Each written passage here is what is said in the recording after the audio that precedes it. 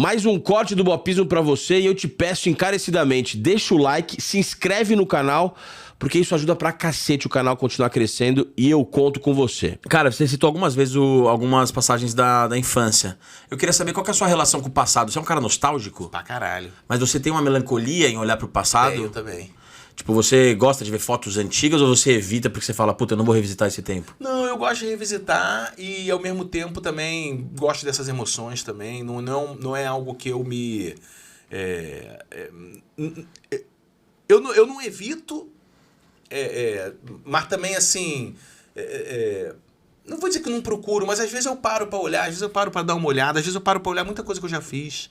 Às vezes eu me pego vendo Larica Total, às vezes eu me pego vendo Choque de Cultura, às vezes eu me pego vendo Fato de Cobertura, um dos primeiros, coisas que eu já escrevi. Vou lá olhar coisas antigas que eu escrevi. Eu sou muito metódico assim de anotação, de arquivo. Tudo meu é arquivado, anotado. Eu tenho muitas anotações assim de tudo, tenho cadernos. Mas e coisas do tipo assim, a casa que você morou na infância? Então, eu gosto, cara. Eu me amarro, gosto de história, gosto de ver minha avó, meus avós.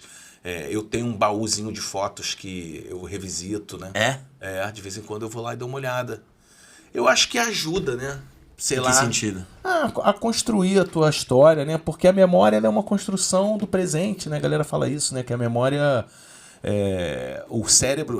Bom, aí vem essas coisas que você não sabe se você já viu isso num corte de Instagram ou se você leu isso. Hoje o mundo é isso, essa salada, né? Ou se alguém te contou, pode ser uma parada que nem existe, né? Eu tô falando uma parada aqui como se fosse um puta especialista. Primeira mão. E a parada é mó caô.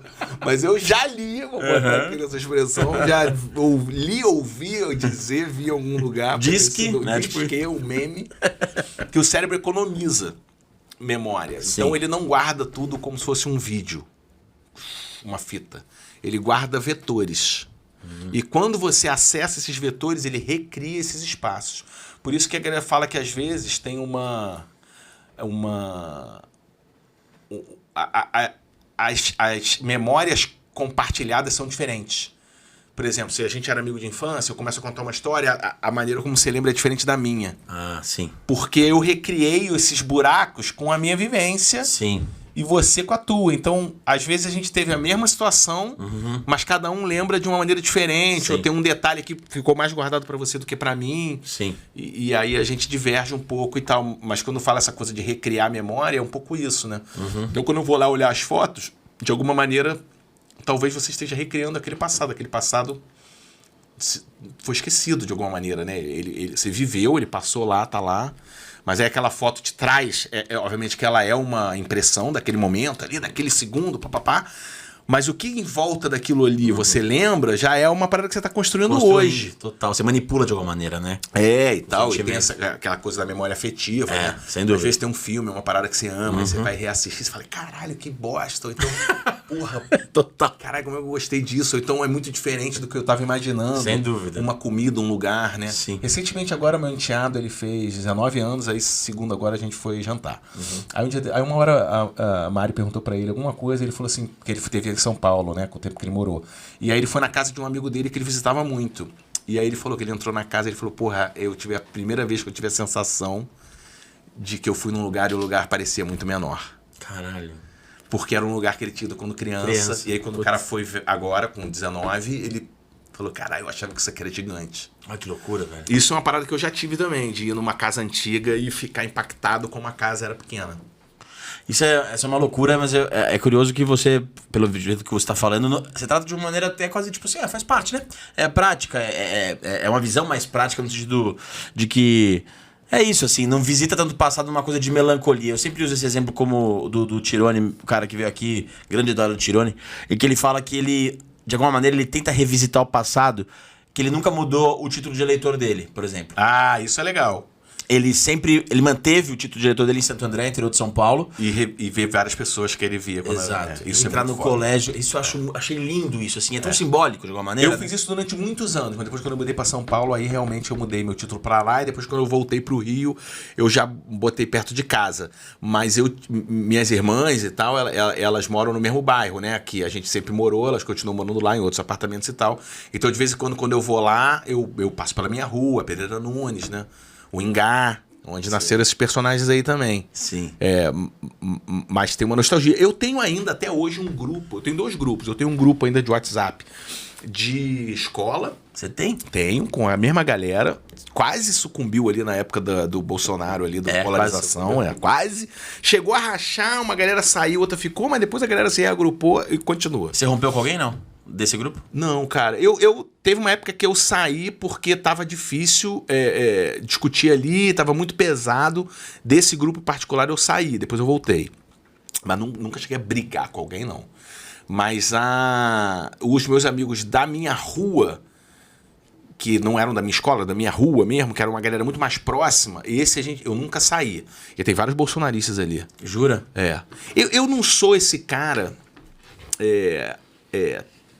com essa radicalidade, assim, de cortar laços, não sei o quê, porque pra mim sempre, desde pequeno, e quando eu fui crescendo também, isso pra mim ficou muito evidente que as pessoas são muito complexas. Em que sentido? Assim? De que se você se pautar só por um imediatismo da internet, de que fulano votou em Bolsonaro, então eu quero que ele morra porque Bolsonaro matou uma porrada de gente na pandemia e tal. Eu entendo isso tudo, mas não é assim que funciona a vida. Essa coisa meio binária. Não é binário. As pessoas são complexas, bro. Ninguém é puro 100%, ninguém é bom o tempo todo, ninguém é legal o tempo todo. As pessoas cometem erros também, as pessoas mudam. E às vezes fica muito esse lugar da internet, que eu entendo de onde vem, né? As pessoas sofrem, as pessoas passam por situações horríveis, né? A gente às vezes tem uma vida muito privilegiada, eu, por exemplo, tenho. Então você, assim, você não consegue, às vezes, alcançar o nível de dor que uma pessoa tem por conta de uma vida muito mais sinistra e tudo mais. Então você entende um pouco a raiva, como ela se expressa, quando ela vê uma coisa muito parecida, que ela já vem apedrejar, que é não sei o que e tal. Você entende, porque isso é do meio da internet, desse meio rápido, né, de você escrever atrás do seu computador, de ser tudo ali virtual, né? Mas na vida real não é assim. Na vida real é diferente, então não tem como você trazer aquele tipo de interação social do mundo virtual, que ela tem toda uma dinâmica e toda uma distorção também, pelas questões das redes e tudo mais, de um certo anonimato, de uma coisa que você não tá cara a cara, você não tem a resposta da pessoa, não tem uma empatia e tudo mais, em todos os aspectos. Você não pode trazer aquilo pra vida real, entendeu? Porque senão a vida real fica inviável. Por exemplo, meu pai, ele foi um cara que em algum momento ele caiu nessa rede WhatsApp aí, ele era um cara, virou um cara meio negacionista ali, bolsonarista. Como você lidou com isso? Você sofreu com isso? Não, eu amo meu pai continua sendo super legal, a gente não mudou absolutamente nada. A única coisa que a gente parou de conversar de política, porque ele não gosta, porque ele fica puto. Mas minha mãe, por exemplo, é Lula. Lula, não é nem esquerda, ele é Lula. Mais lulista. Ele é lulista. E eles moram juntos, até hoje, não mudaram, Sim, entendeu? Então, isso é educativo de uma maneira. Porque estou te dizendo, as pessoas são assim. E meu pai sempre foi um cara presente, amoroso, nunca faltou nada, carinhoso, gente boa. O cara que se eu ligar pra ele agora, ele lá com seus 70 e blau, se eu ligar pra ele agora, pai, furou um pneu aqui, não sei o que, você tem como me dar um help, ele vai sair lá de Itaipu, vai pegar o carro, vai vir aqui, vai me pegar, entendeu? Então, assim, tipo, por que o fato dele ter, dentro de toda essa rede hipercomplexa de vida e tudo mais, ele escolheu um candidato A ou B, sabendo, sabe tudo, extrema-direita, o perigo, tudo isso mas o fato dele ter escolhido isso, por que eu tenho que cortar uma relação com ele, entendeu? Ou com um amigo meu, por quê, entendeu? São laços, são pessoas, inclusive até pra gente poder debater, pra gente poder esclarecer, pra gente poder conversar. Então eu acho que em algum momento, esse imediatismo da rede, ele pode ali dentro de você ficar puto e tal, mas pra mim, internet é de um jeito e tem várias maneiras de você se comportar ali para aquilo ali ser menos tóxico. E eu tento usar de todas essas ferramentas para você poder lidar aquilo de uma parada legal. Mas aquilo ali é um mundo virtual, meu irmão. Eu não entro naquela loucura. Mas você tem a disposição de debater ainda? Você se considera um cara de esquerda? Sim. Eu sou de esquerda. Você é de esquerda. Você, por exemplo, o seu pai, não sei se ele continua ainda mais inclinado, por exemplo, a votar, sei lá, no candidato que for da extrema direita ou da direita em 2026. Você tem a disposição de debater ou, tipo, nem falo mais sobre isso? Não tenho. Ele que às vezes se irrita. Aí eu também... Aí também eu falo, tudo bem. Aí eu não vou tanto, entendeu? Porque... Enfim, tipo, eu prefiro muito mais a convivência que eu tenho com ele. Que conservar de alguma maneira aquilo, sim. Porque, cara, é isso que eu tô te falando, assim, né? Claro que todo mundo tem... Vou dar um exemplo interessante, que é uma história interessante de um camarada meu. para poder a gente falar um pouco desse tema. Eu não lembro qual foi a eleição, talvez tenha sido a segunda eleição da Dilma ali, sei lá, não lembro. Esse amigo meu, o Felipe Abraão, ele é diretor do Larica Total também, né? A gente trabalhou muito junto uma época. E ele sempre foi um cara muito, assim, esquecido, avoado. Então ele tava sempre assim, perdia a data, perdia o prazo, esquecia um negócio. Ele sempre foi esse cara, né? Sempre tem, né, esse maluco? Sempre. Que você tem que me ajudar a lembrar. Aí não deu outra, num dia de eleição dessas, ele sequelou, quando viu já, porra, era tipo 4h50, o cara tinha que sair correndo pra votar.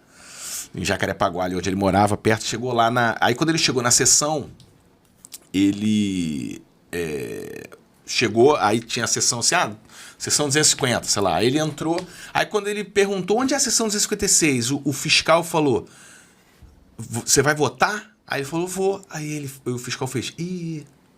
Aí ele, o quê? Ele, cara, é aqui, ó, fala ali com o maluco ali. Aí quando ele tava indo, o cara já virou e falou assim, pô, falei que ia dar merda. Não sei o quê. Aí quando ele entrou, os caras ficaram meio assim, tu veio votar? Ele veio, putz, mas a gente já fechou a urna. Puta. Porque os caras moravam longe. E deu, tipo, faltando 5 minutos, já devia ter meia hora que eu não via ninguém. O cara faltando 5 minutos, o cara foi e fechou. Caralho, que merda, velho. E aí ele falou, mas eu vim votar. Aí o juiz da sessão ali, como ia ser uma puta burocracia, ia dar maior merda pra todo mundo, pelo fato do cara ter fechado a urna, faltando um cara votante, ele falou, não, meu irmão, tudo bem, eu dou uma tipo uma declaração que... Um atestado. Um atestado pra você não ter que pagar multa. Aí ele falou, não, brother, mas eu quero votar. Não é sobre isso. Não é sobre isso, eu quero votar. Só que o cara falou, mas eu não posso reabrir a urna. Porque a urna já lacrou, já fechou a urna. Nossa, velho. Aí ficou essa discussão. Aí teve um determinado momento que ele também, ele é bem brigão, ele tava certo, ainda mais quando ele já é brigão quando tá errado, quando tá certo. Aí ele ficou uma hora, um cara falou assim, mas meu irmão, porra, teu voto não vai fazer a mínima diferença. Puta merda.